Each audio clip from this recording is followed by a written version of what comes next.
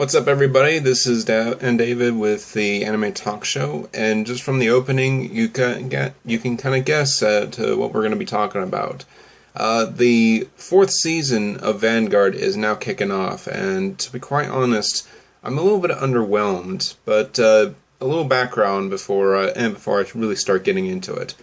About a year ago, maybe a little bit more, Cardfight Vanguard had gotten started in Japan, and by the makers of Bushiroad, and it's I've gotten into it pretty easily. It's a very entertaining game to actually play with a lot of people, and it's fairly straightforward. You use units to deal six damage to your opponent to win the match with the help of your Vanguard and your rear guards. However, along with the game came with the actual TV show, Cardfight Vanguard, that really actually set the bar for some really interesting characters as well as a great story. First season did a very great job introducing a very timid and weak Sendo Aichi, which we never really had that kind of character before. I mean, not to the extent that it's very popular in a lot of stories. But this kind of character really opened the door to the kind of heroes that start from the basics and then work their way up. Now, the show has gone a little bit further as to forces that most people aren't aware of, and such as the introduction to the Void and its conquest to try to take over worlds or eventually destroy them, and their tie-ins with other characters. Most notably, one character I absolutely love, Leon, who is a leading member of the Aqua Force. He was the not really antagonist, but pretty much the front runner to the main antagonist that would eventually be coming out. And his backstory is amazing. He is a part of a clan that had lost its luster throughout the years because of the Void sealing Aqua Force, and at some point the clan members, or not clan members, Leon himself grew tired of waiting for the chosen messiah of his people to come forward and lead them to the right wind. So he took it upon himself to bargain with the Void and seal the Royal Paladins, Kageros, and Shadow Paladins, all in an effort to gain back Aquaforce. And a lot of the storytelling from first and second season was really good. Third season did a fairly good job, I must say. The introduction into the Void really set the anticipation and excitement for what we were going to expect, as well as the threatening force of the fear of losing, turning you into something that's completely opposite of yourself, or reversed, if you may. And the show itself actually the season was very interesting and fun to watch, especially when you see your favorite cards turning into the reverses of what they are formally known for. Especially when I was excited to hear about my Great Nature clan being reversed. That was a very exciting thing. Though there are some things wrong with the actual show that I am very disappointed in. There are some moments in the show that I feel like it's very underwhelming and to be quite honest, fairly disappointing in some decisions that the characters make. For instance, there is a episode where the leader of Team Caesar gets reversed by Toshiki Kai and goes on a rampage in reversing other people. And some of those people he reverses is the Team Genius, I believe. And which fans of the show would know that they are the famous for their use of great nature. And the episode itself just featured two of the guys playing with the great nature decks, but only when they showed Reverse Leopold. I was just like, what the fuck? I mean, really? I felt that great nature had gotten shafted on that episode, as well as certain clans that don't really get the recognition that they deserve, especially like Mega Colony or Spike Brothers. Granted, Spike Brothers is a very kick-ass deck to actually use, but they don't nearly get enough respect in the world of Vanguard. It seems to me that Vanguard is now centered around the respects of Royal Paladins, Kageros, Narukami's, Gold Paladins, the entire spiel. But I guess that wouldn't surprise me in this aspect that people would gravitate to those kind of cards. I just really wish that other clans would get better respect in that regard. I mean, hell, Great Nature is a really good deck to play with, and they really failed on that episode to deliver on that. Hell, there's an incredible strategy towards Reverse Leopold combining with certain cards. But I'm ranting about the card game. But you get what I mean.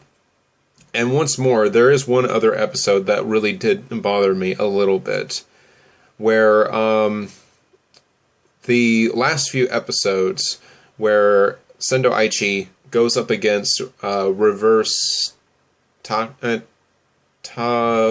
I think that's what his name is. I can't remember, but he's pretty much the leader of the Ultra Rares and the connection to the real world and the Cray world, if you will. He goes up against him, and further on into the show, they establish that he has now bonded with the entire Void power, or something like that. Now, that's really hard to believe, sort of, because it's at this point where I really kind of don't feel intimidated by this character afterwards. You probably know what I mean as far as the all-knowing antagonist, and knows that he's going to win in the end, and just full of himself, and laughs absurdly a lot.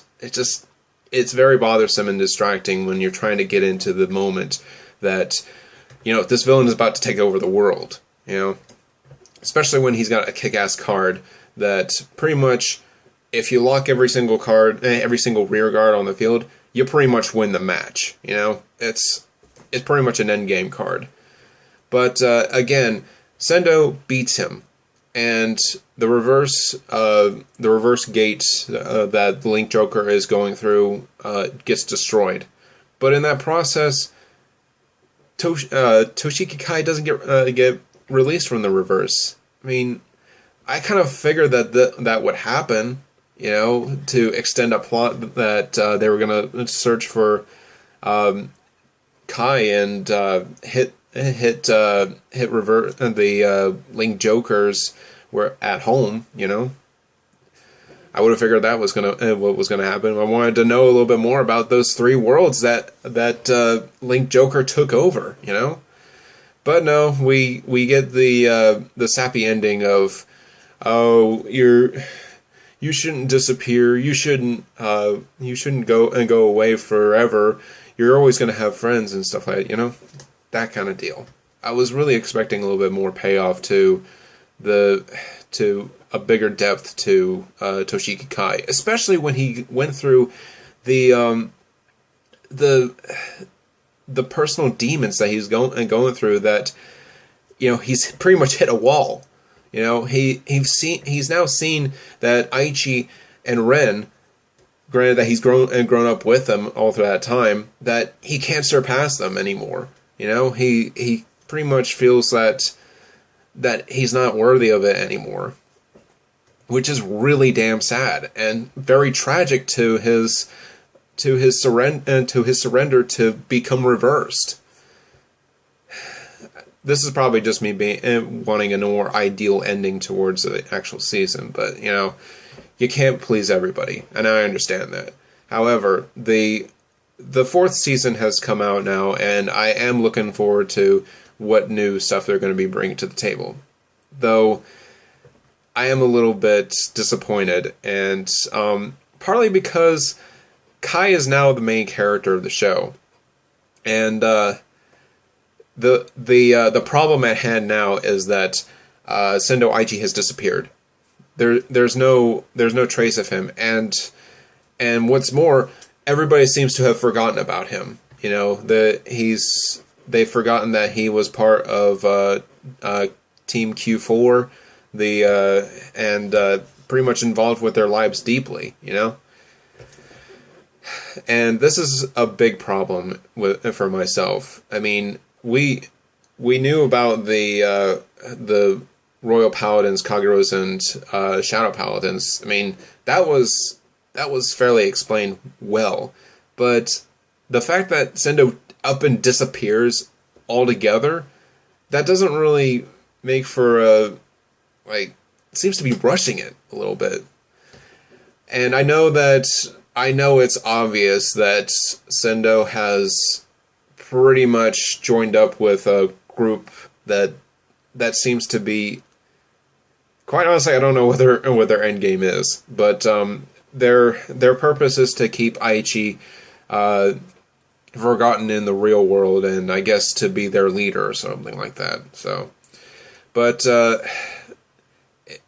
there is a pattern of a problem that seems to be repeating in not only this show, but a lot of other shows to follow with, especially in Yu-Gi-Oh! I believe Duel Masters had that problem too, even though they were trying to be a parody of card games in general. But it's when people play the card game and talk in so much dialogue, you kind of forget about the game afterwards. Like in the third episode for the fourth season, what was his name? Ishida.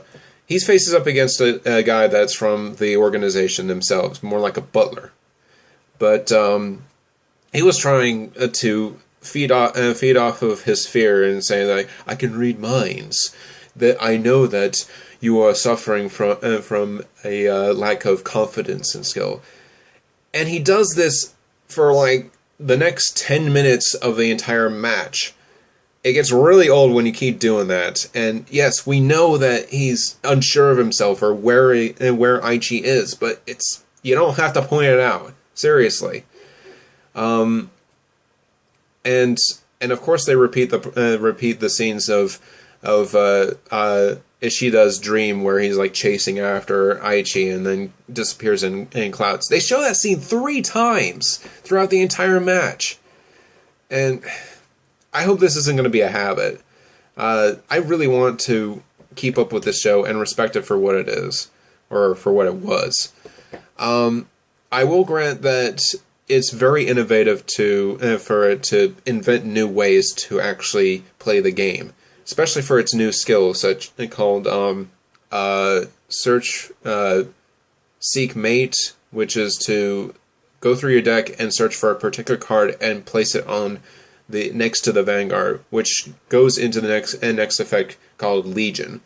This is an effect that will allow both of the attack powers of that unit to combine into one, pretty much making it a bigger unit, which is really damn cool. I loved that the break ride, the limit break, all that kind of stuff. It was really good, and I hope Bushiroad keeps on doing this for the time that Cardfight Vanguard will be popular. I highly recommend playing Cardfight Vanguard as well as 2 other games that they have, which is Schwartz. Pretty much like Vanguard, except it combines with stuff from other animes and pretty much pitting one anime against another. It's really good.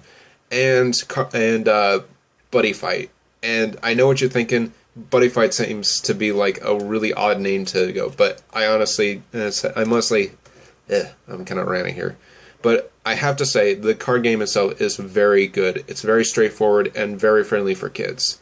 So if you guys haven't checked it out and you're into tabletop gaming, please check those games out. Go to your local card store and pick up a trial deck and take it for a spin. That's all I gotta say. But as for the show, I will keep up with it a little bit more and hope to God that it will get better. So check you guys later on the next anime talk show. See you.